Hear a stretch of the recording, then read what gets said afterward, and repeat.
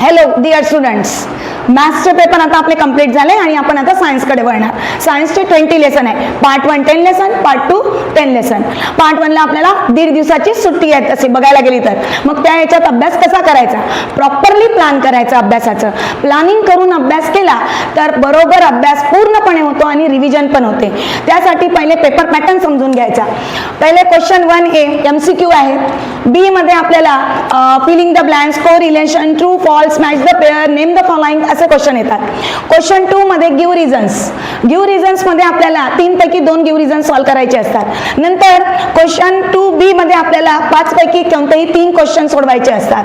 Question 3 मध्ये आपल्याला 8 पैकी 5 क्वेश्चन सोडवायचे असतात. आणि क्वेश्चन 4 मध्ये एनीवन एक ऍक्टिव्हिटी बेस येतो आणि एक नोन क्वेश्चन येतो. हा झाला आपला पेपर पॅटर्न. बाकी कोणते चॅप्टर कधी तयार करायचे, कसे तयार करायचे ते आपण नेक्स्ट याच्यात बघू. Okay, bye.